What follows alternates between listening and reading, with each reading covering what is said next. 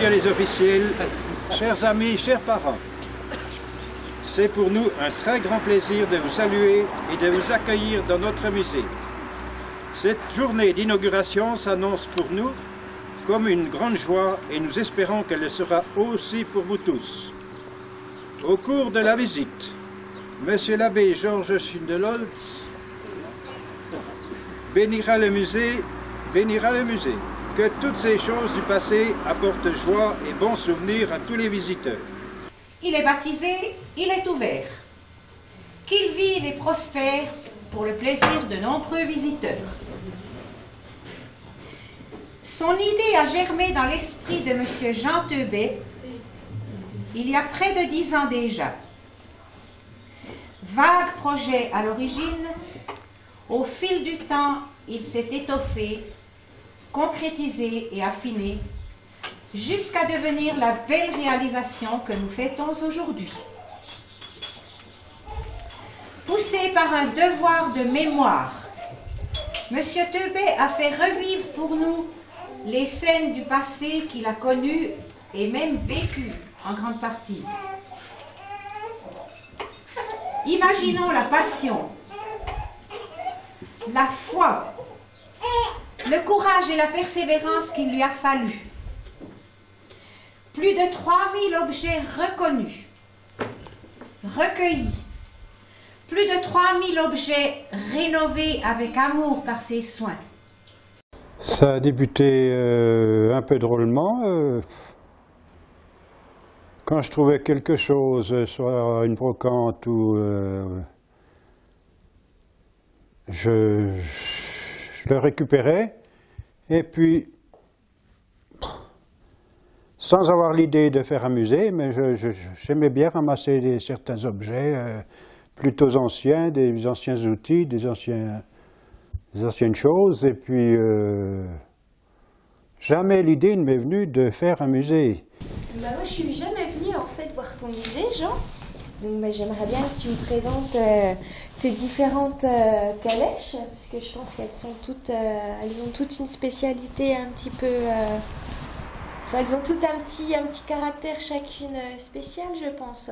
Oui, oui, alors elles sont toutes à caractère spécial. Ici vous avez deux traîneaux qui sont des traîneaux de promenade où à l'arrière il y a une Victoria et tout au fond la voiture, le Tilbury qui était utilisé avant l'automobile. Eh bien cette calèche ici, elle servait pour les promenades, celle-ci en tout cas en particulier, c'était pour les promenades parce que c'est déjà une calèche de luxe. Comme dans les voitures, il y avait différents modèles, il y avait des modèles qui étaient plus ou moins luxueux, et les autres, c'était en pratique des voitures, les voitures des agriculteurs, des gens de la campagne, qui se servaient de ces calèches pour faire les déplacements en ville. C'est un collier comtois. Là, le collier ici est un collier de la région, surtout de la région Angelotte. Le troisième est un collier de la Suisse allemande, en principe, des Franches-Montagnes aussi, j'en avais quelques-uns comme ça. Et le troisième, c'est aussi un franc-comtois qui m'a été donné justement par la maman de ma cousine ici. Enfin, il comptait environ 15 métiers, 15 à 16 métiers.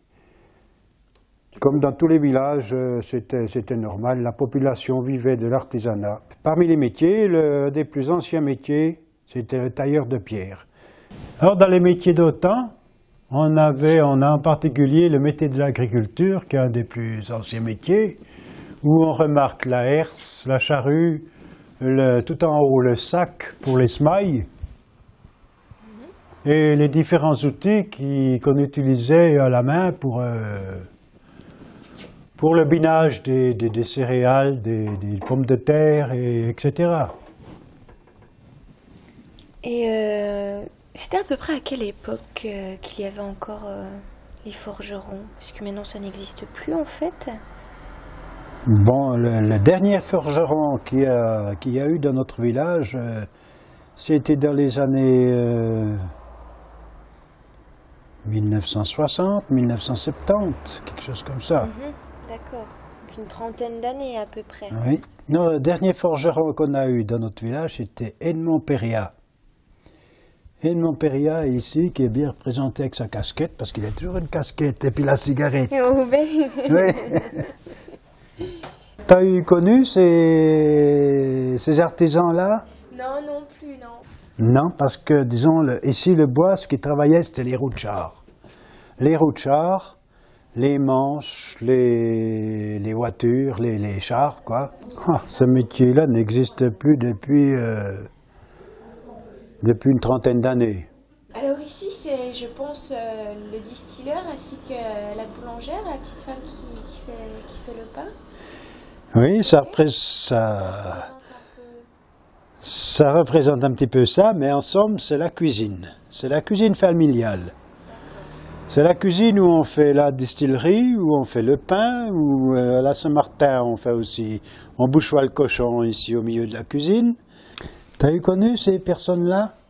Non, non, je les ai pas connues du tout. Eh bien, c'est la jeune fille, pour se payer son trousseau, faisait un peu des pierres à l'établi pour avoir un petit peu d'argent.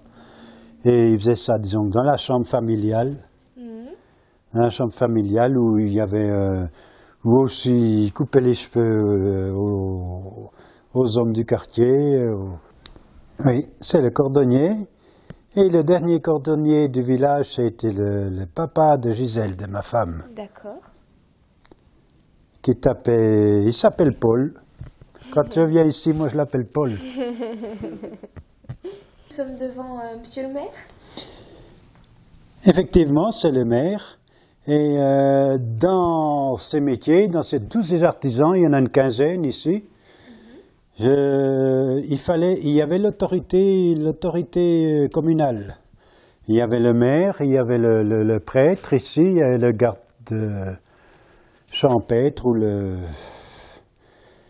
qui représentait un petit peu à l'époque l'autorité dans les villages. Oui.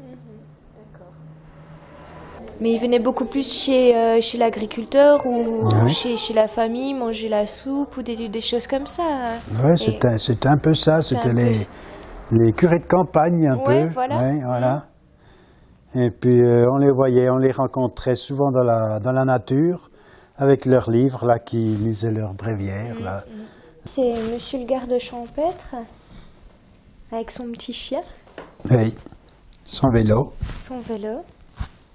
Il apporte les nouvelles au village. Avis à la population.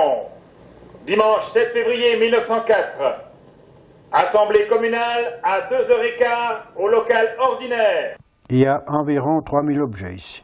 Le plus vieux, il a environ 2000 ans, il est de l'époque romaine, c'est un fer à cheval. L'avenir du musée, c'est toujours difficile à dire, mais mes enfants s'intéressent beaucoup, mes petits-enfants aussi, ils me posent des tas de questions sur le musée.